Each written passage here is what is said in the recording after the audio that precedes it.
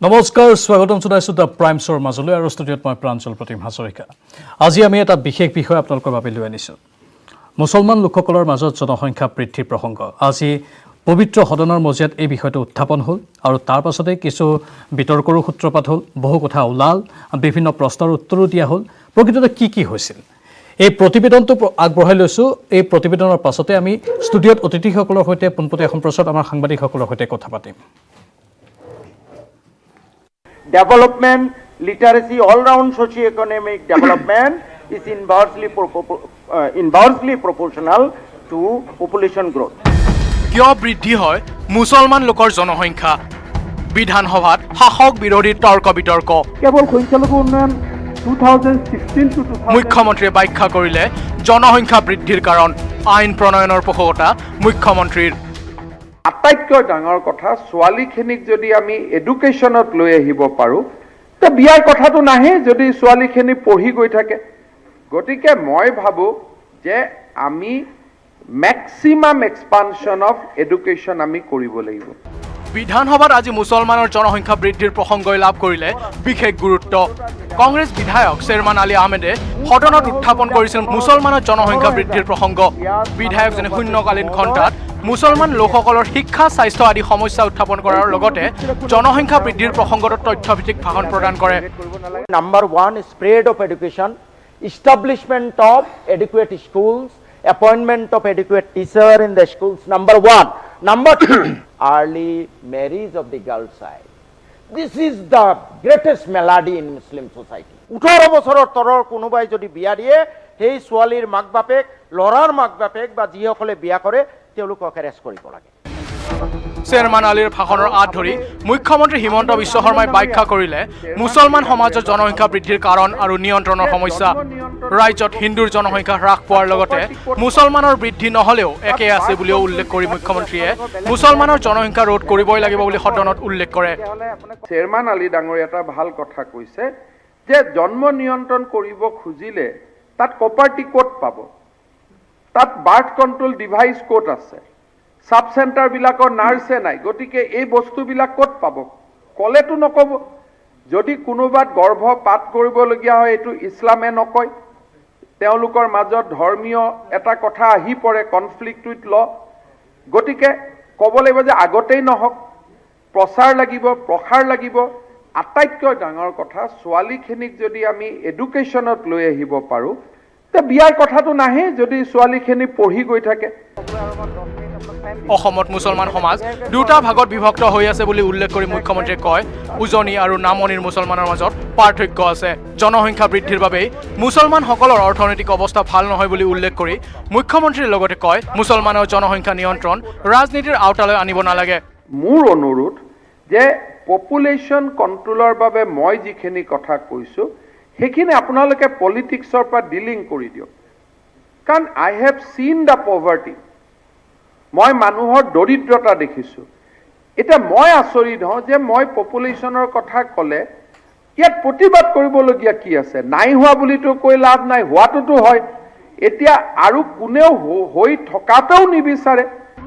আজিৰ এই বিতৰ্কত অংশগ্ৰহণ কৰে AIUDFৰ বিধায়ক আমিনুল ইছলামে। তেওঁ ক্ষোভ প্ৰকাশ কৰি কয় যে চৰ অঞ্চলৰ মানুহক একাংকই সন্ত্ৰাসবাদী, উগ্ৰপন্থী আৰু জেহাদীৰ ঘাটি বুলি প্ৰচাৰ চলাই আহিছে। এয়া অতি দুৰ্ভাগ্যজনক বুলি কয় আমিনুল ইছলামে। প্ৰথম কথা হ'ল আমি কেৱল এই ইছ্যুবিলাকক এটা ৰাজনৈতিক হাতিয়াৰ কৰি ৰাখি এইটোক কেৱল গালিগালাজ কোনো জনগোষ্ঠীক টাৰ্গেট কৰি এইটোলৈ ৰাজনীতি কৰাতকৈ আমি আন্তৰিকতাৰে যেতিয়া সমস্যাৰ প্ৰকৃত কাৰণ উদ্ভাৱন কৰি সমাধান কৰাৰ কাৰণে আন্তৰিকতাৰে কাম কৰিম, তেতিয়াহে মাত্ৰ সমাধানৰ পথ উলিয়াব পাৰে। সংখ্যালঘু লোকসকলক সদায় এছামে অপবাদ আৰু অপযশ জাপি দিয়াহে বুলিও আক্ষেপ প্ৰকাশ কৰে আন এজন AIUDF বিধায়ক হাফিজ ৰফিকুল ইছলামে। বিতৰ্কত অংশগ্ৰহণ কৰি সংখ্যালঘু উন্নয়ন মন্ত্ৰী চন্দ্ৰমোহন পাটোৱাৰীয়ে কয় যে শিক্ষাৰ বিকাশ আৰু জন্ম নিয়ন্ত্ৰণ কৰিলেহে মুছলমান সমাজৰ সামগ্ৰিক উন্নয়ন সম্ভৱ হ'ব। মাননীয় মুখ্যমন্ত্ৰীৰ যিটো ইনক্লুচিভ ডেভেলপমেণ্টৰ কথাটোত আমি সকলোৱে সমৰ্থন কৰিব লাগিব। আজি জনসংখ্যা আমি আইন আনি জনসংখ্যা কৰি দিলে নহ'ব। আজি আমি সকলোৱে মিলি জনসংখ্যা প্ৰতিৰোধ কৰিব লাগিব। এনেদৰে আজি মুছলমানৰ জনসংখ্যা বৃদ্ধি আৰু উন্নয়নৰ ওপৰত চৰ্চা হয় সদনত। সদনত গুৰুত্বপূৰ্ণ বিষয়টো শাসক বিৰোধীৰ মাজত আলোচনা হয় যদিও বাস্তৱত মুছলমান সমাজৰ জন্ম নিয়ন্ত্ৰণ আৰু শৈক্ষিক বিকাশৰ কি পদক্ষেপ গ্ৰহণ কৰা হয় এয়া লক্ষণীয় হ'ব। কেমেৰাত সঞ্জয় বৰাৰ সহযোগত বিজু কুমাৰ ডেকাৰ report, news 18 Assam north east. পঢ়াৰ লাগিব আটাইতকৈ ডাঙৰ কথা ছোৱালী গুৰুত্বপূৰ্ণ বিষয়ৰ ওপৰত আলোচনা হয় আজি সদনৰ মজিয়াত। আমি এই কথাটোৰে পুংখানুপুংখ কিছু অধ্যয়ন কৰিম, কিছু বিশ্লেষণ কৰিম। আমাৰ সৈতে ষ্টুডিঅ'ত বহুকেইগৰাকী অতিথি আছে। মই চিনাকি কৰাই দিব বিচাৰিছোঁ। ভাৰতীয় জনতা পাৰ্টীৰ মুখপাত্ৰ সুভাষ দত্ত ডাঙৰীয়া আছে, স্বাগতম জনাইছোঁ। জ্যেষ্ঠ অধিবক্তা নেকিবুৰ জামান ডাঙৰীয়া আমাৰ সৈতে আছে, স্বাগতম জনাইছোঁ। কংগ্ৰেছ নেত্ৰী আসমা বেগম ডাঙৰীয়ানী আছে, স্বাগতম জনাইছোঁ। আমাৰ ধুবুৰীৰ সাংবাদিক জ্যোতিৰ্ময় চক্ৰৱৰ্তী লাইভত আছে, স্বাগতম জনাইছোঁ। আৰু লগতে আমাৰ জ্যেষ্ঠ সাংবাদিক বিজু কুমাৰ ডেকা ফোন লাইনত আছে। মই প্ৰথমে বিজু কুমাৰ ডেকাৰ সৈতে কথা পাতি ল'ব বিচাৰিছোঁ। বিজু কুমাৰ ডেকা, যিহেতু এই সমগ্ৰ প্ৰতিবেদনটো আপুনি যুগুতাইছে, আপুনি আছিল ডিজি, তাত গুৰুত্বপূৰ্ণ বিষয়ৰ ওপৰত আলোচনা হ'ল, শাসক বিৰোধীৰ মাজত তৰ্ক বিতৰ্কও হ'ল কিছু পৰিমাণে। এতিয়া বাস্তৱত এই সমস্যাসমূহ সমাধানৰ বাবে কি পদক্ষেপ গ্ৰহণ কৰে সেইটোহে সবাতোকৈ লক্ষণীয় আৰু গুৰুত্বপূৰ্ণ বিষয় হ'ব, নহয় জানো? হয় প্ৰাঞ্জল, যথেষ্ট সময় আচলতে আজি অসম বিধানসভাত মুছলমানসকলৰ শিক্ষা, জনসংখ্যাৰ বিস্ফোৰণ, এই গোটেই বিষয়টো লৈ পেলাই আলোচনা হয় আৰু শাসক বিৰোধী উভয় পক্ষৰ বিধায়কসকলে ইয়াত অংশগ্ৰহণ কৰে, আলোচনা কৰে। আৰু তেওঁলোক কিন্তু এটা কথাত তেওঁলোক একমত হয়, যদিও বোকাচতীয়া ৰাজনীতি সদনৰ মজিয়াত তেওঁলোকে কৈছে যে ইজনে বিজেপিক দোষাৰোপ কৰে বা তাৰপিছত শাসকীয় পক্ষ বিজেপিও বিৰোধী কংগ্ৰেছ আৰু AIDF-ক এই বিষয়টো লৈ পেলাই ৰাজনীতি কৰা বুলি তেওঁলোকে বোকাচতীয়া খেল খেলিবলৈ বিচাৰে। কিন্তু এক কথাত তেওঁলোক একমত হৈছে যে জনসংখ্যা বিস্ফোৰণ সঁচাকৈয়ে হৈছে আৰু এই সন্দৰ্ভত বিস্তৃতভাৱে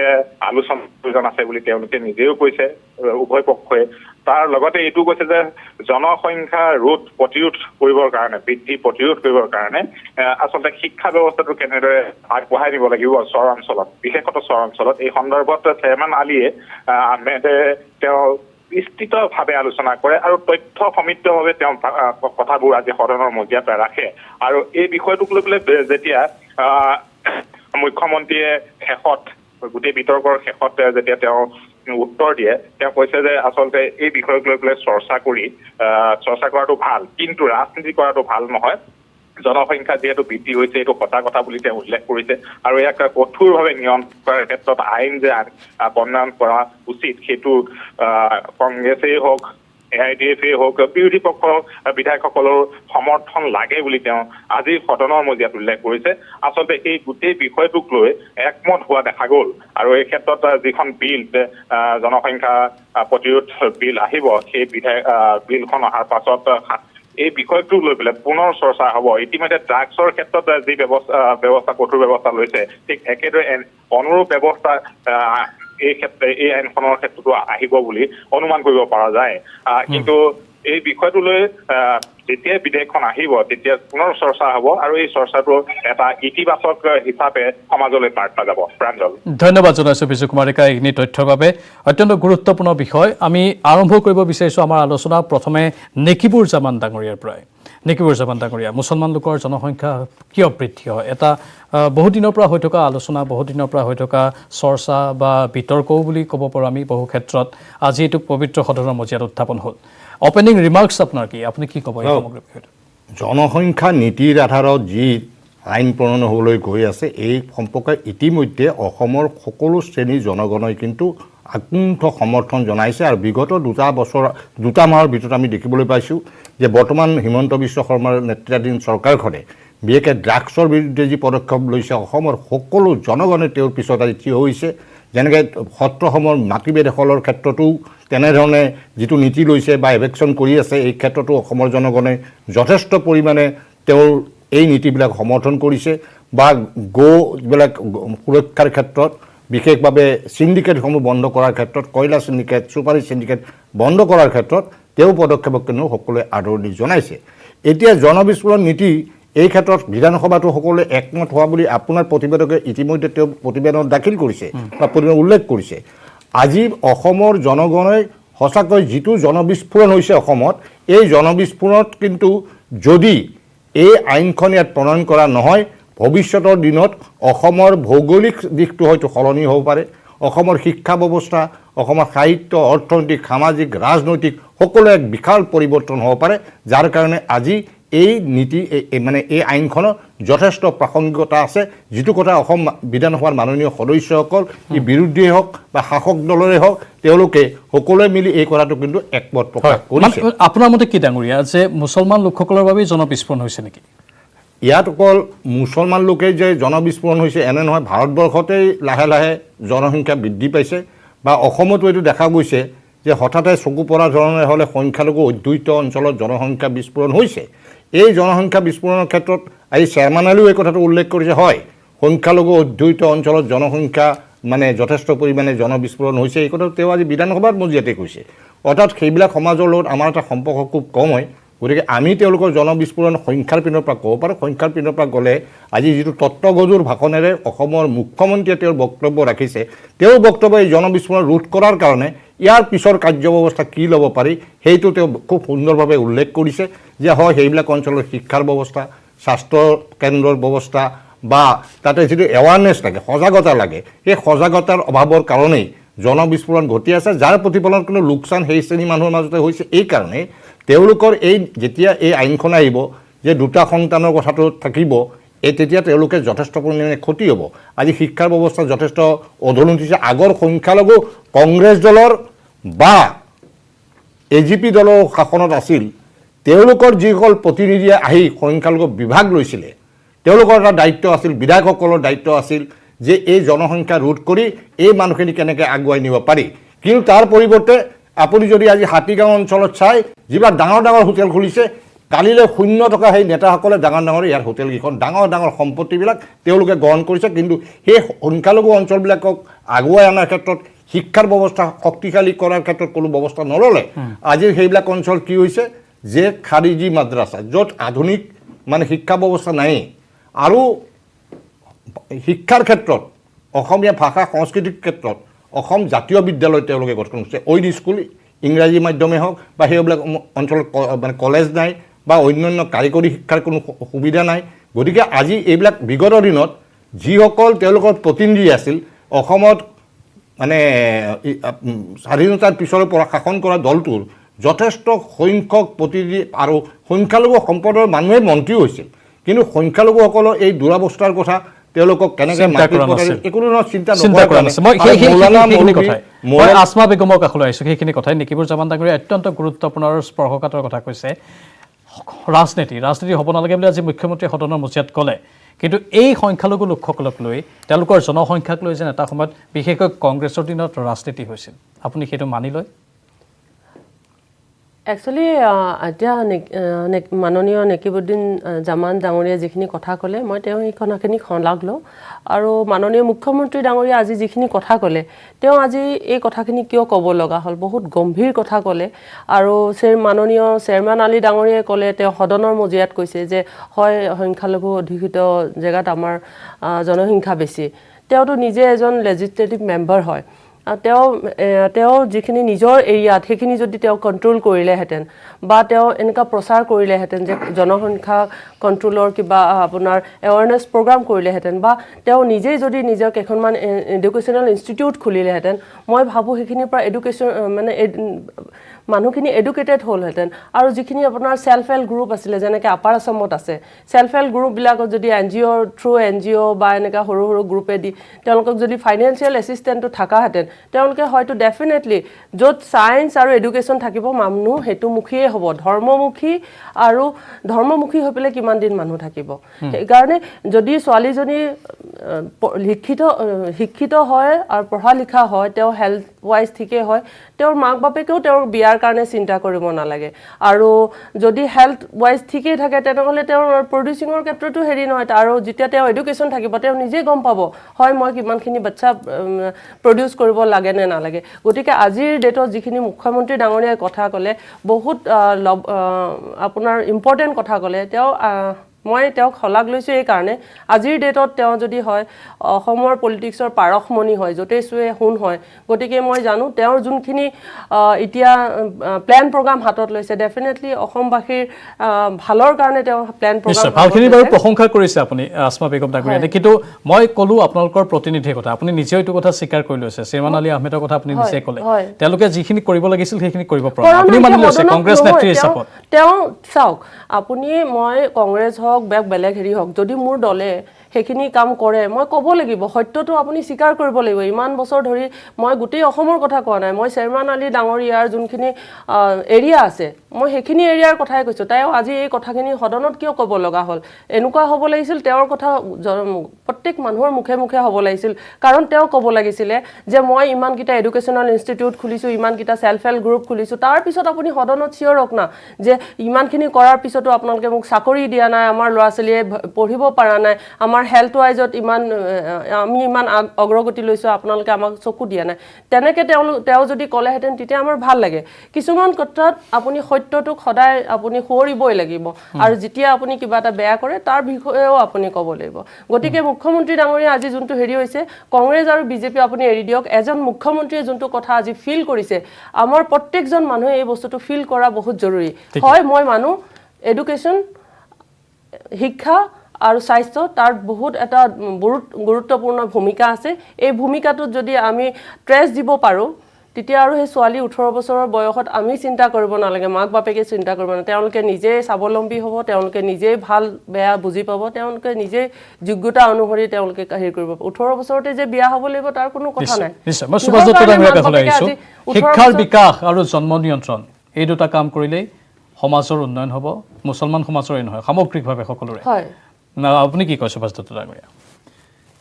এই গোটেই কথাখিনি আজি অসম বিধানসভাৰ মজিয়াত যি কথাখিনি আলোচনা হৈছিলে এই আলোচনাটো আমি আপোনালোকৰ সংবাদ মাধ্যমৰ যোগেদি চোৱাৰ আমাৰ সৌভাগ্য হৈছিল তাতে দুটামান বিষয় লক্ষ্য কৰিছোঁ জনপ্ৰতিনিধিসকল বিশেষকৈ 3-4জন জনপ্ৰতিনিধিৰ মই বক্তব্যখিনি চাবলৈ পালোঁ এটা কথা উপলব্ধি হৈছে যে যোগাত্মকভাৱে আজি বিধানসভাৰ মজিয়াত কথাখিনি আলোচনা হৈছে আৰু জনপ্ৰতিনিধিসকলে যিদৰে আজি তাতে তেখেতসকলৰ বক্তব্যবিলাক উত্থাপন কৰিছে কাৰ্যক্ষেত্ৰত যদি তেখেতসকলে সহযোগ কৰে নিশ্চিতভাৱে এইটো এটা ডাঙৰ সামাজিক সমস্যা আৰু এই সামাজিক সমস্যাটো সমাধানৰ কাৰণে বিগত সময়খিনিত আমাৰ চৰকাৰীভাৱেও বিভিন্ন ধৰণৰ কাৰ্যব্যৱস্থা বা দৃষ্টিভংগী গ্ৰহণ কৰা হৈছে আৰু আজিৰ তাৰিখত আমি উপলব্ধি কৰোঁ মাননীয় মুখ্যমন্ত্ৰী ডাঙৰীয়াই সদনত আজি উল্লেখ কৰাৰ দৰেই শিক্ষাৰ প্ৰসাৰটো হ'বই লাগিব লগতে বিভিন্ন ধৰণৰ কাৰক আছে যিবিলাক আমি হয়তো সামাজিকভাৱে আৰু সূক্ষ্মভাৱে আমি কিছু কথা বিশ্লেষণ কৰাৰ প্ৰয়োজন আছে আমাৰ চৰকাৰৰ দৃষ্টিভংগীটো হ'ল যে ৰাজ্যখনৰ সংখ্যালঘু বিশেষকৈ ধৰ্মীয় সংখ্যালঘু ইছলাম ধৰ্মাৱলম্বী লোকসকলৰ মাজত জনসংখ্যাৰ বিস্ফোৰণটো এইটো বিশেষকৈ 1960 চনৰ পৰা এতিয়ালৈকে যিখিনি ডাটা আহিছে তো খুব সাংঘাতিকভাৱে হৈছে যিটো ভাৰতবৰ্ষৰ সৰ্বভাৰতীয় যিটো জনসংখ্যাৰ বৃদ্ধি তাৰ তুলনাত যথেষ্ট বেছি এতিয়া কথাটো হ'ল ইয়াতে আজি নেকিবুদাই যিখিনি কথা ইয়াত কৈছে তেখেতে আগতেও এই সম্পৰ্কৰ তেখেতৰ দৃষ্টিভংগীটো খুব স্পষ্ট আজিও তেখেতে ইয়াত উল্লেখ কৰিছে আৰু আমি লক্ষ্য কৰিছোঁ যে মুখ্যমন্ত্ৰী ডাঙৰীয়াই যেতিয়া নিমন্ত্ৰণ কৰিছিল বিশেষকৈ আমাৰ খিলঞ্জীয়া মুছলমান আমাৰ ইছলাম ধৰ্মাৱলম্বী ৰাইজৰ মাজৰ পৰা প্ৰতিনিধি হিচাপে তেখেতসকলেও সেই দিনটোত খুব যোগাত্মকভাৱে চৰকাৰক এই গোটেই কথাখিনি তেখেতসকলৰ দৃষ্টিভংগী প্ৰকাশ কৰিছে আৰু অসমখন আচলতে ভাৰতবৰ্ষৰ 5খন শক্তিশালী ৰাজ্যৰ ভিতৰত এক হিচাপে আগবাঢ়ি যাবলৈ হ'লে আমাৰ যিটো ছাষ্টেইনেবল ডেভেলপমেণ্ট গ'ল যিটো আমি এচিভ কৰিব বিচাৰোঁ আৰু সেইমতে আমি আমাৰ ডেভেলপমেণ্টৰ কাম কাজখিনি বা আমাৰ বিভিন্ন ধৰণৰ ইণ্ডেক্সবিলাক যদি আমি ফিল আপ কৰিবলৈ হয় তেতিয়াহ'লে জনসংখ্যা নিয়ন্ত্ৰণটো আমাৰ একদম কৰিবলগীয়া এটা কাম কিন্তু সমসাময়িকভাৱে আমি এইটোও চাব লাগিব যে আজি AUDFৰ বিধায়কসকলে ইয়াতে কৈছে যে জনসংখ্যা নিয়ন্ত্ৰণ হ'ব লাগে বা মাজে মাজে তেখেতসকলৰ বক্তব্যবিলাক বিশেষকৈ ধিং সমষ্টিৰ বিধায়কজনৰ বক্তব্যও শুনিছোঁ ৰাজনৈতিক উদ্দেশ্যপ্ৰণোদিতভাৱে দুই এষাৰ কথা তেখেতসকলে কৈছে তেওঁক আমি কথাটো আজি হ'ল- অনুষ্ঠানলৈ মাতিছিলোঁ, কিন্তু নাই, এতিয়া দুৰ্ভাগ্যৰ কথাটো বিষয়ে তেওঁ চাব। নাথাকিলে আমাৰ অনুষ্ঠানত। এতিয়া এটা কথা চাব যে আজি যিসকল আমাৰ অসমৰ যিসকল খিলঞ্জীয়া ইছলাম ধৰ্মাৱলম্বী লোক, এইসকলৰ মাজত আজি নহয়, আজিৰ পৰা 20 বছৰ আগৰ পৰাই জন্ম নিয়ন্ত্ৰণৰ এই সজাগতাটো এইসকল লোকৰ মাজত আছে। বিশেষকৈ উজনি অসমত মোৰ গাঁওখনত বা আমাৰ ওচৰে পাঁজৰে যিবিলাক গাঁও আছে, এই গাঁওবিলাকত এইটো হিন্দু মুছলমান বুলি নহয়, সকলোৰে জন্ম নিয়ন্ত্ৰণ বা গোটেই সমাজ ব্যৱস্থাটো প্ৰায় একেই। কিন্তু নামনি অসমৰ বিশেষকৈ যদি আপুনি জিলাবিলাকত চায়, য'ত এতিয়া জনসংখ্যাৰ বিস্ফোৰণ হৈছে, সেই ঠাইবিলাকত এতিয়া আমি এটা কথা উপলব্ধি কৰোঁ যে এটা ছেকশ্যন যিবিলাক মৌলবাদী শক্তি বা যিসকলৰ একো ৰাজনৈতিক উদ্দেশ্য আছে, তেখেতসকলে এটা সময়ত বিচাৰিছিলে যে অসমখন যেতিয়া গ্ৰুপিঙৰ সময়ত অসমখন পাকিস্তানৰ লগত অন্তৰ্ভুক্ত হওক। তেনেকুৱা এটা ছেকশ্যন মানুহ ইছলাম ধৰ্মাৱলম্বী লোকসকলৰ মাজত আছে আৰু আজিও আছে। আৰু সেইসকলেও আজিৰ তাৰিখত সেইসকলে কিন্তু কোনো কাৰণত জনসংখ্যা নিয়ন্ত্ৰণটো তেখেতসকলে নিবিচাৰে। মানে আৰু অসমত- পাৰিলে অসমখনক হয়। ইছলাম প্ৰধান ৰাজ্য হিচাপে তেখেতসকলে যাতে ভৱিষ্যতে কোনোবা এখন ইছলামিক কাণ্ট্ৰিৰ লগত যাতে নিশ্চয়, নিব পৰা যায়, এই কথাটোৱে। তেনেকুৱা ধৰণৰ অসমত- পৰিকল্পনাও অসমত আছে। এই মুছলমান গতিকে সমাজ- এতিয়া আমাৰ মুছলমান সমাজ- মই এক লাইন কৈ শেষ কৰিছোঁ। এতিয়া কথাটো হৈছে যে ইছলাম ধৰ্মাৱলম্বী লোকসকলৰ মাজত শিক্ষা দীক্ষাৰে দীক্ষিত যিসকল লোক আছে, তেখেতসকলৰ দৃষ্টিভংগীটো আপুনি চাব অলপ বেলেগ। আৰু যিসকল মৌলবাদী শক্তি বা এইসকলৰ লগত যিসকল ৰাজনৈতিকভাৱে সংযুক্ত, তেখেতসকলৰ দৃষ্টিভংগীবিলাকো মানে অসমত মুছলমান সমাজ দুটা ভাগত বিভক্ত হৈ আছে, আপুনি সেইটোৱে ক'ব বিচাৰিছে? নহয় বিভক্ত হৈ থকা না, বিভক্ত মানে চব এতিয়া সদনৰ মজিয়াটো, সদনৰ বাহিৰতো এইটো কথা আলোচনা হৈছে, উজনিৰ মুছলমান বা খিলঞ্জীয়া মুছলমান এই ভাৰ্চেছ মিয়া। প্ৰসংগতে প্ৰাঞ্জল, হয়। এই প্ৰসংগক্ৰমে মই কথাটো এইকাৰণে ক'ব বিচাৰিছোঁ, মই বাকীখিনি কথা পিছত আলোচনা কৰিম। আজি মাননীয় মুখ্যমন্ত্ৰী সদনৰ মজিয়াত এটা কথা খুব স্পষ্টভাৱে কৈছে যে যেতিয়া তেওঁ আমাৰ বিষয়ে আমাৰ গোষ্ঠীসমূহক মাতি নি এখন সভা কৰিলে, সেই সভাৰ পিছত মোৰ বক্তব্য মই খুব দৃঢ়ভাৱে কৈছিলোঁ, যিটো কথা আজি মাননীয় মুখ্যমন্ত্ৰীয়ে উল্লেখ কৰিছে। আৰু তাৰ পিছৰ পৰা মোৰ ওপৰত যি ধৰণে আক্ৰমণ চলিছে, বিশেষকৈ এটা বিশেষ বেলেগ গোষ্ঠীৰ পৰা দৈনন্দিনভাৱে ইমান আক্ৰমণ ছ'চিয়েল মিডিয়া, টিভি শ্ব'ত অকল মোৰ ওপৰতে আক্ৰমণ চলিছে। যিটো কথা আজি স্বীকাৰ কৰি মাননীয় মুখ্যমন্ত্ৰীয়ে কয়, মই চুতীয়াসকলক মাতি বেলেগ ধৰণে কথা পাতিছোঁ বা আহোমসকলক একেলগে মাতা নাই, কিন্তু ধৰ্মীয় সভা হ'লে ধৰ্মীয়ভাৱে মাতিলোহেঁতেন। কিন্তু এই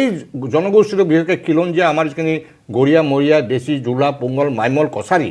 এইসকলক কোনো প্ৰতিনিধিয়ে বিধানসভাত নাই। মানে তেওঁৰ বক্তব্য যিটো স্পষ্ট কৰে, যাৰ কাৰণে তেওঁলোকৰ আৱেগ অনুভূতিৰ কথাবিলাক আমাৰ অনুভূতি হৈছে, আৰু সেই কথাখিনি নেকিবুল জামানে স্পষ্টভাৱে যোৱা সভাখনত দাঙিও ধৰিছে, এই কথাটো কৈছে। আৰু তাৰপিছৰ পৰা মোৰ আক্ৰমণ আৰম্ভ হৈছে। আজি প্ৰশ্নটো হৈছে, আমি কাৰো বিৰুদ্ধে ক'বলৈ যোৱা নাই, আমি আমাৰ ৰাজনৈতিকভাৱে সামাজিকভাৱে, কাৰণ বিধায়ক নাই, যিবিলাক মাইনৰিটিৰ নামত বস্তু আহিছে আপোনাৰ দিল্লীৰ পৰা কেন্দ্ৰীয় চৰকাৰ, ৰাজ্য চৰকাৰৰ, আমাৰ মানুহ এখন চাইকেলো নাপায়, এখন ঠেলাও নাপায়। কাৰণ আমাৰ মই সেইটো কৈছোঁ, 1,22,00,000 মানুহ আছে ধৰ্মীয় সংখ্যালঘু, যিটো ভাৰতীয় সংবিধানে কয়। তাৰ ভিতৰত আমি আছোঁ 42 লাখ, এই গৰীয়া মৰীয়া দেশী, আমি এই মানে খিলঞ্জীয়া। এই 42 লাখৰ আমি গোটেই অসমত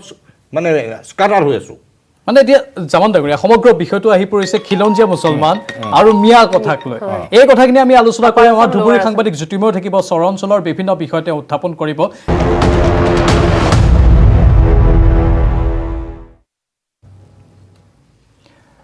বিৰতিৰ পাছত পুনৰ স্বাগতম জনাইছোঁ। আমি আজি আলোচনা কৰি আছোঁ মুছলমান লোকৰ জনসংখ্যা বৃদ্ধিক লৈ, যিহেতু এই বিষয়টো আজি সদনৰ মজিয়াত উত্থাপন হ'ল। কিন্তু এই সমগ্ৰ বিষয়টোৰ আলোচনা আগবঢ়াই নিওঁতেই আহি পৰিছে খিলঞ্জীয়া মুছলমান ভাৰ্চেছ মিয়াৰ কথা, যিটো অত্যন্ত গুৰুত্বপূৰ্ণ। আৰু যিসমূহ চৰ অঞ্চল আছে, সেই চৰ অঞ্চলসমূহৰ ইয়াত প্ৰভাৱৰ কথাও আমি আলোচনা কৰিব লাগিব। আমাৰ জ্যেষ্ঠ সাংবাদিক জ্যোতিৰ্ময় চক্ৰৱৰ্তীয়ে অহৰহ এইসমূহ বাতৰি সংগ্ৰহ কৰি থাকে, বিভিন্ন চৰ অঞ্চলত তেওঁ গৈ থাকে, ধুবুৰীৰ পৰা তেওঁ লাইভত আছে। মই জ্যোতিৰ্ময় চক্ৰৱৰ্তীৰ পৰা অলপ তথ্য আহৰণ কৰিব বিচাৰিছোঁ এই সমগ্ৰ বিষয়টো সন্দৰ্ভতেই। আপোনাৰ বিশ্লেষণাত্মক দৃষ্টিত জ্যোতিৰ্ময়, আপুনি এই সমগ্ৰ বিষয়সমূহ কেনেধৰণে লৈছে, আপোনাৰ দৃষ্টিত আৰু কি কি তথ্য, লুকাই থকা তথ্য পোহৰলৈ আহিবলৈ বাকী আছে বাৰু? প্ৰাঞ্জল, অতি গুৰুত্বপূৰ্ণ কথা এটা যে আজি এটা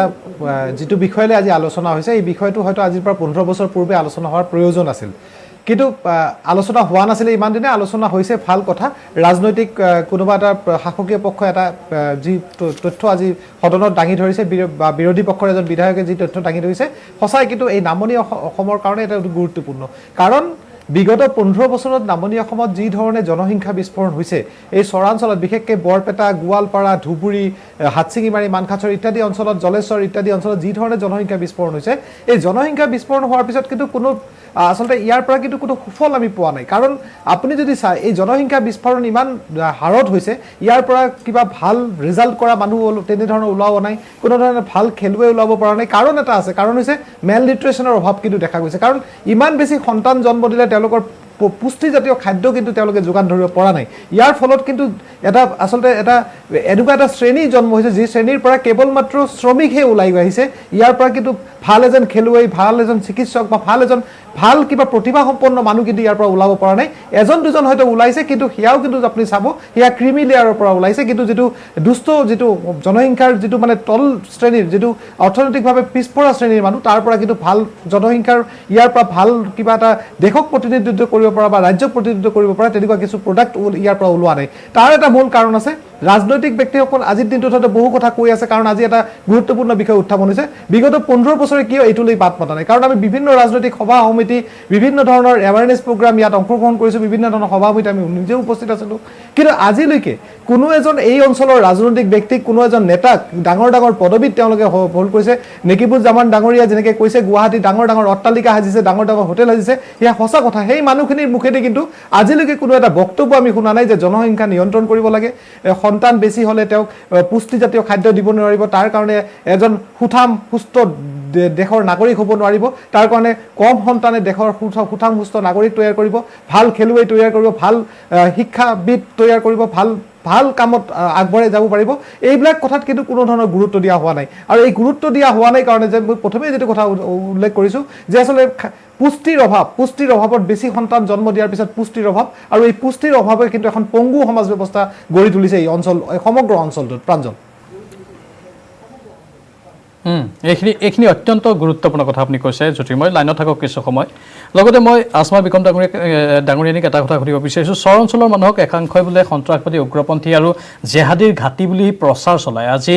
আমিনুল ইছলামে এই কথাটো ক'লে যিটো কথা ইতিমধ্যে সুভাষ দত্তই আমাৰ অনুষ্ঠানৰ আৰম্ভণিতে কিছু তাত ভুমুকি মাৰি গ'ল এই কথাবোৰ কৈ তেওঁলোকে এই বিষয়টোক অন্যফালে নিবলৈ যেন চেষ্টা কৰি আছে আপোনাৰ মনে কি কয় বাৰু একচুয়ালি এইবিলাক কথা কোৱাতকৈ তেওঁলোকক কেনেকৈ শিক্ষিত কৰিব পাৰি কেনেকৈ মডাৰ্ণ এডুকেশ্যন যোগ দিব পাৰি হেতু বিষয়ত আমি বেছি স্ট্ৰেছ দিব লাগে কাৰণ তেওঁলোকে জানি বুজি এই কথা উত্থাপন কৰিছে আজি যাতে মেইন ইস্যুটোৰ পৰা ডাইভাৰ্ট হৈ যায় গতিকে আপুনিও জানে আমিও জানো গোটেই আমি দেখিয়ে আহিছোঁ ধৰক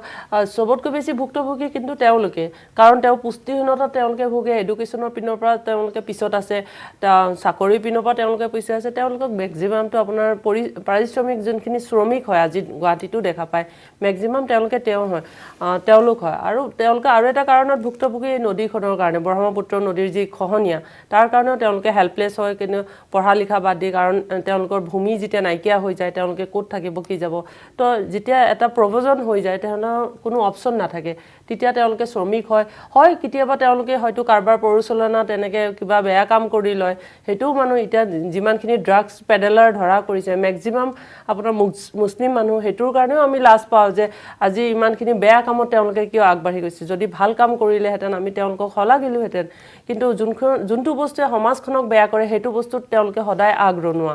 আৰু এটা কথা ক'বলৈ হয় যে যিখিনি মানুহ আমি দেখিছোঁ চহৰ অঞ্চলত তেওঁলোকৰ কিন্তু এণ্টাৰটেইনমেণ্টৰ কোনো ব্যৱস্থা নাই বিকজ ইলেক্ট্ৰিচিটিৰ অভাৱ আছে বা কিবা চিনেমা হল হেৰি তো সিহঁতৰ কাৰণে এটা sex is the ultimate option হৈ যায় সেইকাৰণে তেওঁলোকৰ এটা জনসংখ্যা বেছি এইটো ৰোধ কৰাৰ কাৰণে চৰকাৰে কিছুমান ধৰক এতিয়া যেনেকৈ মাননীয় মুখ্যমন্ত্ৰী ডাঙৰীয়াই ক'লে যেনেকৈ এডুকেশ্যন হওক বা ইলেক্ট্ৰিচিটি হওক তেওঁলোকৰ হেল্থৰ ওপৰত এইবিলাকৰ ওপৰত যেতিয়া ট্ৰেছ দিব তেওঁলোকে নিজে বুজি পাব যে ভাল কোনটো বেয়া কোনটো আৰু তেওঁলোকক যেনেকৈ ইমান বেছি আমি যদি নেগলেক্ট কৰি থাকোঁ বা তেওঁলোকক এনি টাইম দোষাৰোপ কৰি থাকোঁ লাষ্টত গৈ আপোনাৰ ছেকেণ্ড ৱৰ্ল্ড ৱাৰৰ পাছত কি হৈছিলে ইহুদীসকল আজি চবতকৈ বেছি গোটেই পৃথিৱীখনত ক'ব গ'লে নোবেল বঁটা পোৱা মানুহখিনি আপোনাৰ ইহুদীসকল বা চবতকৈ ডাঙৰ ডাঙৰ কোম্পানী হওক চাইণ্টিষ্ট হওক যিমান আছে ইহুদীসকল তেওঁলোকক এটা সময়ত বহুত নিৰ্যাতন কৰা হৈছে তেওঁলোকৰ ওপৰত চেপি ধৰা হৈছিলে কেতিয়াও অসমীয়া সমাজে তেওঁলোকক কিন্তু টাৰ্গেট কৰি নলয় সেইটোৱে কৈছো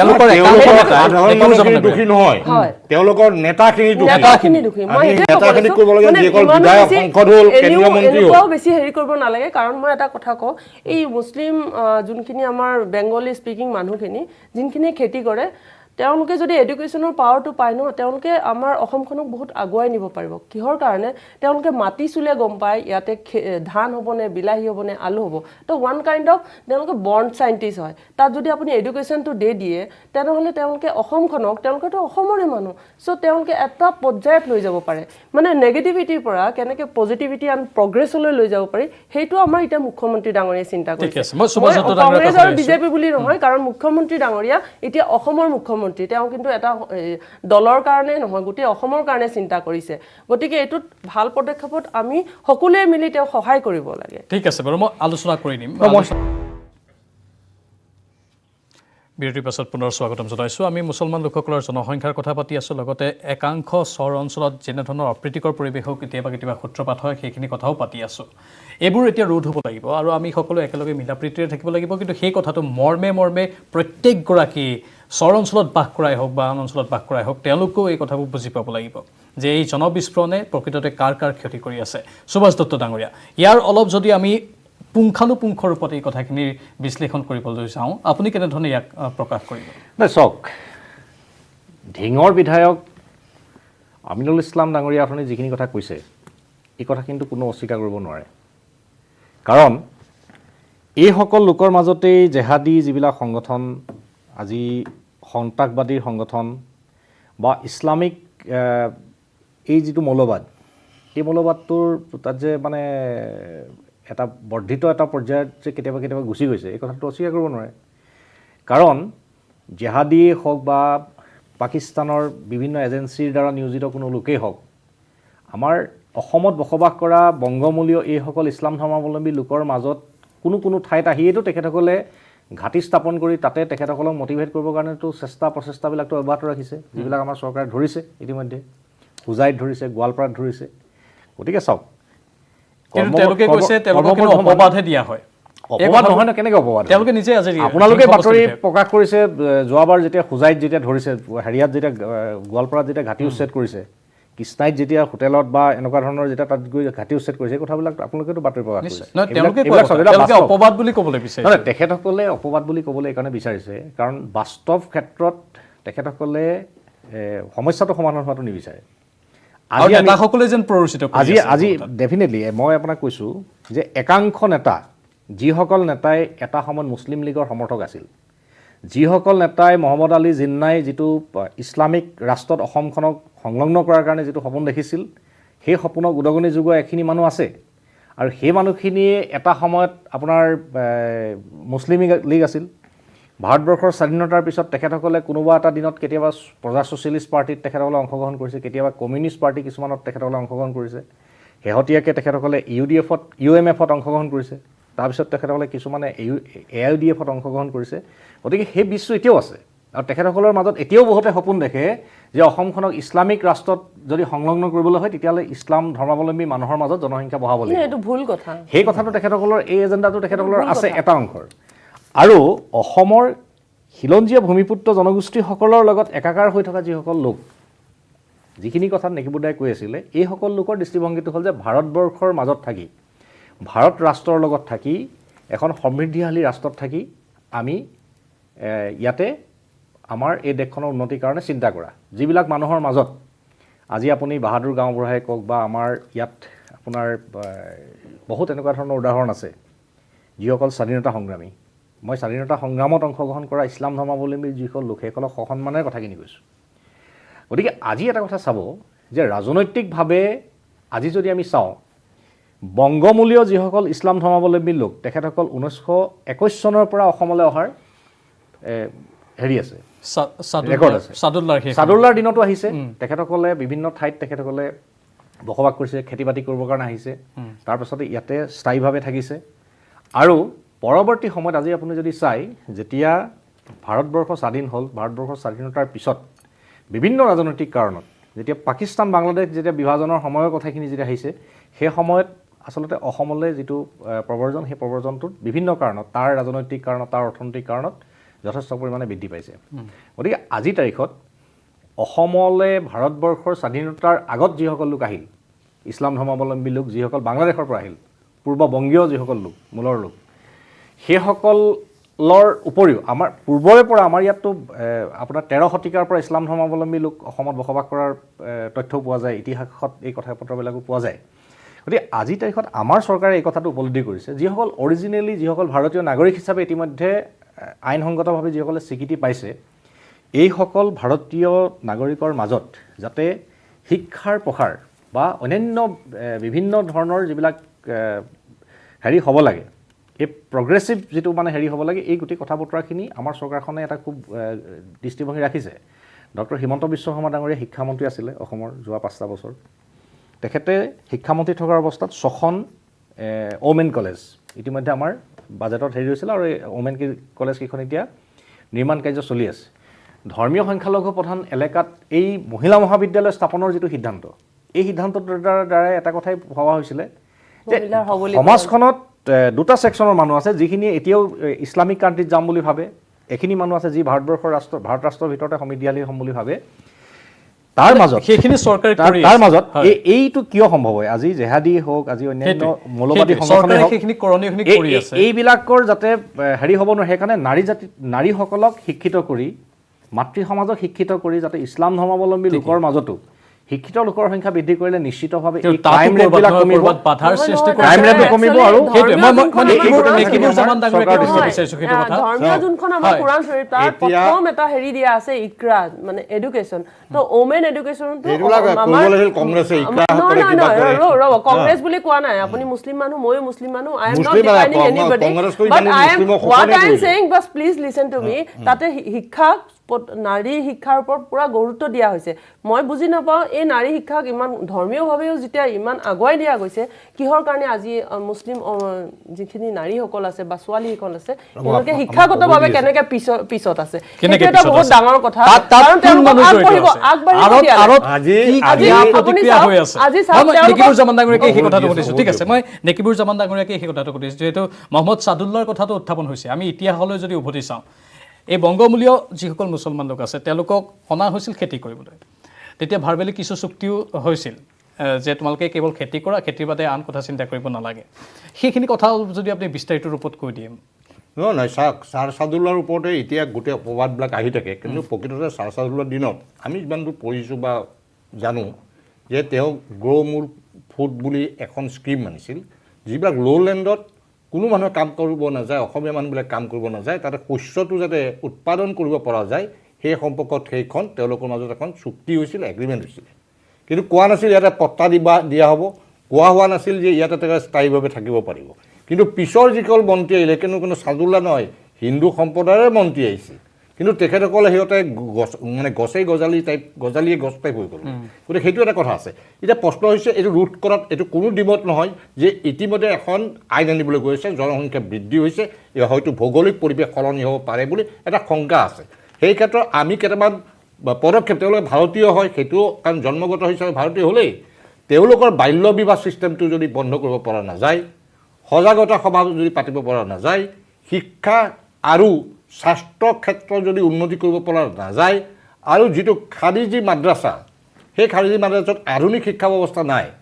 ঠায়ে ঠায়ে খাৰিজি মাদ্ৰাছা যথেষ্ট সংখ্যক হৈ গৈছে তাতে আধুনিকীকৰণ কৰাটো বেলেগ কথা খাৰিজি মাদ্ৰাছাৰ গোটেই মাদ্ৰাছা বন্ধ কৰিছে সেইবিলাক বন্ধ কৰিব লাগিব তাৰ লগে লগে আপুনি যিটো এডুকেশ্যন পলিচিটো এনেকুৱা এটা পলিচি ল'ব লাগিব আৰু তাৰ মানে উন্নত আৰু কিছু মৌলানা মৌলবী দুই এক অংশ মৌলানা মৌলবীয়ে বিশেষকৈ বাল্য বিবাহৰ ক্ষেত্ৰতে হওক বা বহু বিবাহৰ ক্ষেত্ৰত হওক যিহেতু শৰীয়ত মতে 4জনলৈ বিবাহ কৰিব পাৰে ইয়াতে চৰকাৰে আইনখন অনাৰ পিছত আমি গম পাম যে 2টা সন্তানৰ পিছত 3 নম্বৰ সন্তানৰ কথাটো হয় এতিয়া আমাৰ যদি বহু বিবাহ থাকেই 4জনী যদি বিয়া কৰায় 4টা সন্তান তাতেই হ'ল ধৰি লওক আৰু যদি এটা সন্তান জন্ম হোৱাৰ পিছত দ্বিতীয় সন্তান জন্ম হ'ল টুইন বেবী হ'ল তেতিয়া 3টা হৈ গ'ল এইবিলাক বহুত কাৰিকৰী কথা হয়তো সময়ত বস্তুটো স্পষ্ট হ'ব ঠিক যেনেকৈ আজি আপোনাক এটা কথা মই আগতেও কৈ গৈছোঁ আমি জৰ্জৰিত আমি 42 লাখ মানুহ আমি জৰ্জৰিত আৰু সেই কথাখিনি ক'বলৈ হ'লে আমি ধৰ্মীয় বিভাজন কৰা হয় সেইসকলে বুজি পোৱাটো উচিত যে পাকিস্তানৰ লগত আজি বাংলাদেশ বিভক্ত হোৱাৰ কাৰণ কি অৰ্থনৈতিক সামাজিক ৰাজনৈতিক দিশবিলাক জড়িত আছে বিশ্বৰ এইবিলাক ইছলামিক কাণ্ট্ৰি আছে তেওঁলোকৰ মাজতে 100টা আৰৱতে 100টাতকৈ বেছি অধিক জনগোষ্ঠী আছে কিন্তু মই মোৰ কথাখিনি ক'বলৈ যাওঁতে নেকিবুৰ জামানে ধৰ্ম বিভক্ত কৰিবলৈ গৈছে আপোনাক টাৰ্গেট কৰি লৈছে মই সদায় টাৰ্গেট কৰি আপুনি ছ'চিয়েল মিডিয়াটো আপোনাক টাৰ্গেট কৰি আপুনি কেৱল খিলঞ্জীয়া মুছলমানৰ স্বাৰ্থত বা সামগ্ৰিক উন্নয়নৰ স্বাৰ্থত নহয় মই 2006 চনৰ পৰা মই বুৰঞ্জী পঢ়িছোঁ আমি কোন তাৰপিছত মই মোৰ কথাখিনি কৈছোঁ মই কোৱা নাই তেওঁলোক বাংলাদেশী হয় নে ইণ্ডিয়ান হয় নে কি হয় তেওঁলোকৰ কথা তে প্ৰশ্নটো আহিছে যে আজিৰ দিনত আপুনি আমাৰ যিমান টকা কেন্দ্ৰীয় চৰকাৰ আৰু ৰাজ্য চৰকাৰৰ পৰা অনুদান হিচাপে আহে ইয়াত এটা ব্যাগম সংখ্যালঘু উন্নয়ন নিগম আছে কেইজন সংখ্যালঘু উন্নয়ন কৰিলে মন্ত্ৰীসকলে কেইজন উন্নয়ন কৰিলে মই 2 বছৰৰ কাৰণে সেইটো সময়ত কংগ্ৰেছ চৰকাৰ আছিল মই ৱাকফ বোৰ্ডৰ অধ্যক্ষ হৈছিলোঁ মই ৰাজনৈতিকভাৱে নহয় মই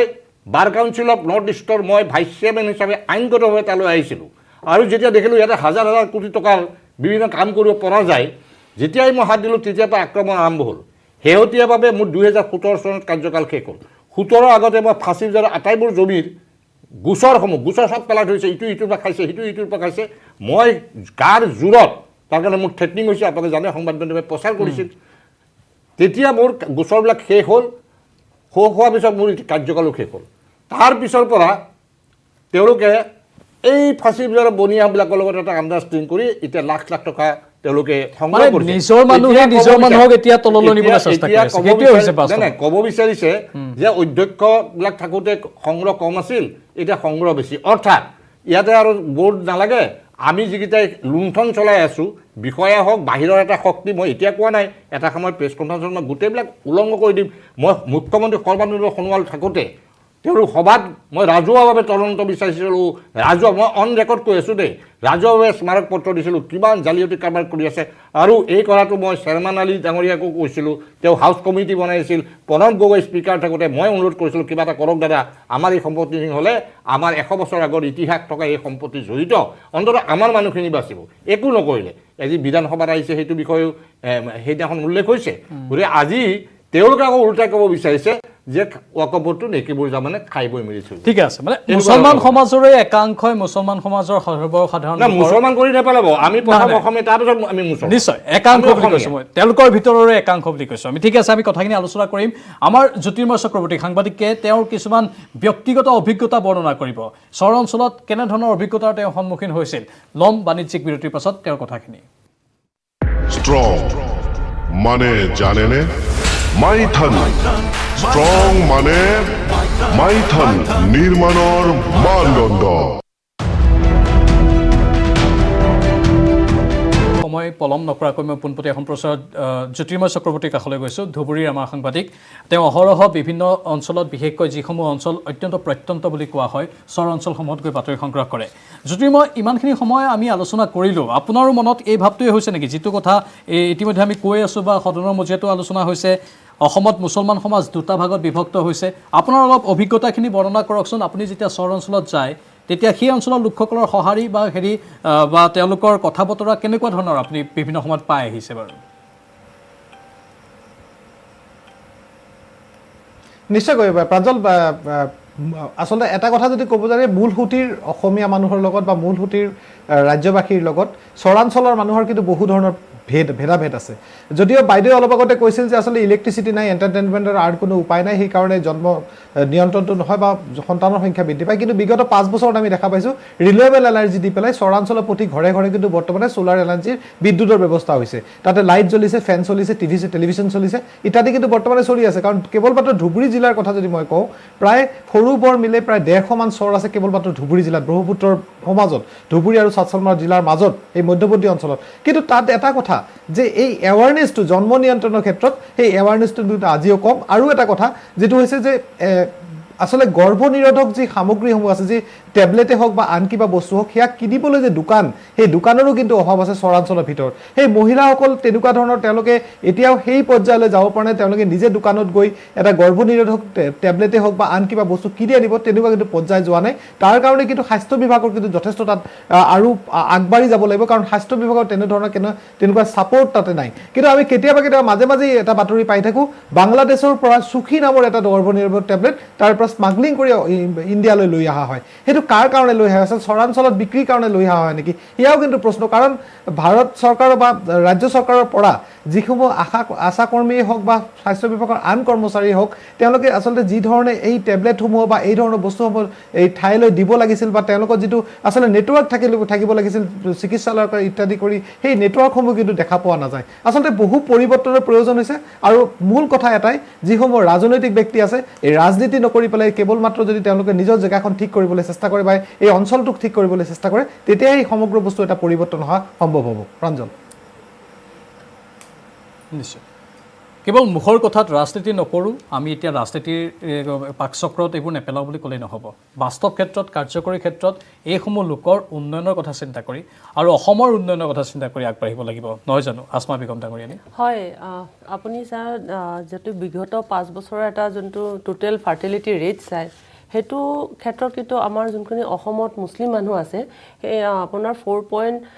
হিন্দুসকলৰ আছিলে 4.1 আৰু মুছলিমসকলৰ 4.4 মাত্ৰ 3.3%ৰ এটা ডিফাৰেঞ্চ এটা আছে কিহৰ কাৰণে আছে কাৰণ শিক্ষাৰ দিশত তেওঁলোকে আগবাঢ়িছে তেওঁলোকে বুজি পাইছে যে শিক্ষাই গোটেইখিনি হয় সেইকাৰণে আজি গোটেই ভাৰতবৰ্ষত যোনখিনি আছে আমাৰ পশ্চিমীয়া যোনখিনি ষ্টেট আছে ৰাজ্য আছে তাতকৈ কিন্তু অসমত আজি শিক্ষাৰ ৰেটটো বা আপুনি যদি চাই বাৰ্থ কণ্ট্ৰল ৰেটটো যথেষ্ট সংখ্যক কম হৈছে আৰু সেইখিনি ভাল কথা বাৰু শিক্ষাৰ ক্ষেত্ৰত আগভাগ ল'বই লাগিব কিন্তু সেই একাত্মবোধটো মানে এতিয়া চাওক আপোনালোকে একোগৰাকী নেত্ৰী এটা দলৰ আপোনালোক নেত্ৰী বা অন্য বহু সামাজিক কামো আপোনালোকে কৰি থাকে সেই একাত্মবোধটো কৰবাত যেন নাই আমি যেন এতিয়াও তেওঁলোকেও যেন আমাক পৃথক বুলি ভাবে তেওঁলোকেও যে আমাক এটা দূৰত্ব মেইনটেইন কৰি আমাৰ লগত থাকিব বিচাৰে একচুৱেলি এইটো মেণ্টেলিটি যাৰ ভিতৰত আছে তেওঁলোকে নিজে বুজিব লাগে প্ৰথমতে হ'ল আমি অসমীয়া আমাৰ কোনো কালচাৰেল তেনেকুৱা ডিফাৰেঞ্চ থাকিব নালাগে আজি আপুনি আপাৰ আসামত গ'লে আপুনি যোনখিনি ৰোৱনী বোৱনী দেখা পায় সেইখিনি কিন্তু লোৱাৰ আসামত দেখা নাপায় কাৰণ কি তেওঁলোকে মাইকী মানুহখিনিক ভিতৰ মানে কি ঘৰৰ পৰা ওলাব নিদিয়ে ফলত কি হৈছে সেই বাহিৰৰ যোনটো বাহ্যিকতা বা এডুকেশ্যন হওক বা যিকোনো সবলীকৰণৰ সময়ত তেওঁলোকে বাধা পায় গতিকে তেওঁলোকে সেইখিনি আত্মপ্ৰকাশ কৰিব নোৱাৰে তাৰ ফলত কি হয় মতা মানুহবিলাকে এনেকুৱা এতিয়াও আছে যে ল'ৰা নহ'লে আৰু কেইটামান ল'ৰা ছোৱালী জন্ম দিব লাগে আৰু এটা কথা কিন্তু মানিব আজি যদি বাৰ্থ কণ্ট্ৰল এইটো আহে এক যদি বনাই লয় এনে ইয়াত কিন্তু ভাৰতবৰ্ষত 15% আপোনাৰ মুছলিমছ আছে বাকী কিন্তু আমি হিন্দু বা অন্যান্য জাতি আছে গতিকে একটো অকল খালি মুছলিমৰ কাৰণে নহয় গোটেই ভাৰতবৰ্ষৰ জনসাধাৰণৰ কাৰণে হ'ব সেইকাৰণে আমি সকলোৱে মিলি পেলাই এই এটা সজাগতা তেওঁলোকক কেনেকৈ আমি আগুৱাই নিব পাৰোঁ সেই মেণ্টেলিটিটো যোনটো আপাৰ আসাম লোৱাৰ আসাম বা মিয়া মুছলিম বা অসমীয়া মুছলিম সেই বস্তুটো অঁতৰাই কেনেকৈ এক হ'ব পাৰি কেনেকৈ আগুৱাই দিব পাৰি কাৰণ হয় মানিব লাগিব তেওঁলোকে কৰ্মিক হয় তেওঁলোকে বহু ক্ষেত্ৰতে আমাতকৈ হয়তো সুবিধা পোৱা নাই সেইকাৰণে আগবাঢ়ি আহিব পৰা নাই আৰু সুবিধা পোৱা নাই বা তেওঁলোকৰ একাংশ সুবিধাবোৰৰ পৰা তেওঁলোকক বঞ্চিত কৰিছে আৰু ধৰ্মগুৰুৰ কিন্তু ইয়াতে বহুত ডাঙৰ অৱদান আছে তেওঁলোকে সেই বস্তু হ'ব নিদিয়ে কাৰণ তেওঁলোকৰ হাতৰ পৰা এইবিলাক যাবগৈ তেতিয়া সেই পাৱাৰটো তেওঁলোকৰ নিজৰ মানুহৰ মানে একাংশৰ মাজতে সেইটো প্ৰৱণতা আছে দেখিবুৰ জামান ডাঙৰীয়া অনুষ্ঠান শেষ কৰিম এইবাৰ আপুনি বিশ্বাসীনে যে কিবা এটা পৰিৱৰ্তন হ'ব আপুনি ইমান বছৰৰ পৰা কৈ অহা বা আপোনালোকৰে একাংশ লোকে এই ক্ষেত্ৰত মাত মাতি অহা কামসমূহ এইবাৰ সিদ্ধি হ'বগৈ চাওক ইতিমধ্যে সংখ্যালঘু সমাজতো বহুতো শিক্ষিত যুৱক ওলাইছে ডক্টৰ ইঞ্জিনিয়াৰ ওলাইছে বিধায়ক মানে ৰাজনীতিবিদ ওলাইছে পুৰণা চাম মানুহে যিটো ভুল কৰি সংখ্যালঘুসকলক ধ্বংস কৰি থৈ গ'ল সেই চাম মানুহক ৰাজনৈতিকভাৱে বিদায় দি নতুন প্ৰজন্মৰ ল'ৰা ছোৱালীখিনি ওলাই আহক আৰু যিকেইটা আমাৰ সন্মুখত প্ৰত্যাহ্বান হিচাপে আহিছে শিক্ষা স্বাস্থ্যৰ কথা বাৰে বাৰে কোৱা হৈছে সজাগতা সভা আৰু এই বিশেষকৈ খাৰিজি মাদ্ৰাছা 2-4খনে যিটো অন্যায় কৰি আছে এইবিলাক যদি বন্ধ কৰিব পৰা যায় আৰু আমি একাকাৰ কৰি দিব নাপায় যে বহু ক্ষেত্ৰত অকল সংখ্যালঘু অধ্যুষিত অঞ্চলক বাংলাদেশী অধ্যুষিত অঞ্চল বা সংখ্যালঘু অঞ্চলৰ অকল জেহাদীৰ ঘাটি এইবিলাক কথাই আমাৰ মানসিকভাৱে এটা পাৰ্থক্য আছে মোৰ এটা বেলেগ দাবী আছে সেইটো সুকীয়া সামগ্ৰিকভাৱে মই অসমীয়া জাতি সামগ্ৰিকভাৱে অসমৰ ক্ষেত্ৰত মই কথাখিনি কৈছোঁ যে সেই অঞ্চলবিলাক আজি শিক্ষা দীক্ষা নাই কাৰণেই আৰু ৰাজনৈতিক নেতাবিলাকে আগবাঢ়ি আহিবলৈ কোনো ধৰণৰ সুবিধা নিদিয়ে কাৰণেই তেওঁলোকে আমিতো আমাৰ ছাত্ৰ সন্থাক দিয়াৰ দিনত আমিতো সংখ্যালঘু কি বস্তু আমি বুজি পোৱা নাছিলোঁ আমচু গঠন হ'ল কি বস্তু এইটো মানে এনেকুৱা এখন অসম আছিল ইয়াতে লাহে লাহে ক্ৰমান্বয়ে নিম্নগামী হ'ল গতিকে আমি সকলোৱে একত্ৰিতভাৱে অসমত অসমীয়া জাতিটোক আমি ৰক্ষা কৰিব লাগিব আৰু অসমীয়া জাতিৰ ভৱিষ্যত সুৰক্ষিত হ'লে অসমখন বাচি থাকিব সুন্দৰ কথা মই অনুষ্ঠান সামৰিম সুভাষ দত্ত ডাঙৰীয়া আপুনি আপোনালোকৰ চৰকাৰে এইবাৰ দৃঢ় প্ৰতিজ্ঞা লৈছে যে কামসমূহ কৰি এই সমস্যাবোৰ দূৰ কৰিব চাওক কিছুদিনৰ আগতে আমাৰ সংঘ চালক মোহন ভগতজী এটা বক্তব্য আছিল এই সম্পৰ্কীয় মই গোটেই কথাখিনি আচলতে ব্যাখ্যা কৰিবলৈ সময় নহ'ল একদম চমুকৈ কওক মই আজি সামৰিব লাগিব। আজি এটাই কথাই মই কওঁ যে ভাৰতবৰ্ষ হিন্দু ৰাষ্ট্ৰ আৰু এই ৰাষ্ট্ৰত যিসকল ইছলাম ধৰ্মাৱলম্বী লোক বসবাস কৰিছে তেখেতসকল পৃথিৱীৰ বেলেগ ৰাষ্ট্ৰতকৈ তেখেতসকল সুৰক্ষিত তেখেতসকলৰ ধৰ্ম তেখেতসকলৰ উপাসনা গোটেইবিলাকৰ ক্ষেত্ৰতে তেখেতসকল সুৰক্ষিত হিন্দু ৰাষ্ট্ৰ বুলি মানে আপুনি আৰু হিন্দু ক্ষেত্ৰত বুজাব আৰু বিচাৰিছে। আমাৰ কথা মই- কৈছে যে সেইবোৰ আৰু ভিতৰত নাযাওঁ। আৰু আমাৰ কথা কৈছে সেইবোৰ ভিতৰত নাযাওঁ। যে আজি নাই, নাই, সেইবোৰ ভিতৰত মোক নাযাওঁ। ক'ব দিয়ক। সুভাষ দত্ত যে আমাৰ ডাঙৰীয়া, কথাটো হৈছে- নাই, নাই, সেইবোৰ বিতৰ্কত আমি নাযাওঁ যে সেইখিনি আমি ভাৰতবৰ্ষ- কাটিছোঁ ভাৰতবৰ্ষ ঠিক আছে সংবিধান উলংঘা কৰাৰ কথা কিয় কয়? ঠিক আছে এইবোৰ কথা নক'ব ইয়াত মই অনুষ্ঠান সামৰিব লাগিব সকলোকে ধন্যবাদ জনাইছোঁ এটা আমি আশাপ্ৰদ সঁহাৰি সকলোৰে পৰা কামনা কৰিছোঁ মুঠতে আমি অসম বা ভাৰতবৰ্ষৰ সকলোৱে একতাৰে থাকিব লাগিব সকলোৰে উন্নতি হ'ব লাগিব সেইটোৱে মূল মটিভ হোৱা উচিত প্ৰত্যেকৰে আৰু যদি আমি একাংশ নেতাৰ প্ৰৰোচনাত যদি সদায় থাকোঁ তেনেহ'লে আমাৰ উন্নয়ন কেতিয়াও নহ'ব ধন্যবাদ জনাইছোঁ সকলোকে ধন্যবাদ জ্ঞাপন কৰি নমস্কাৰ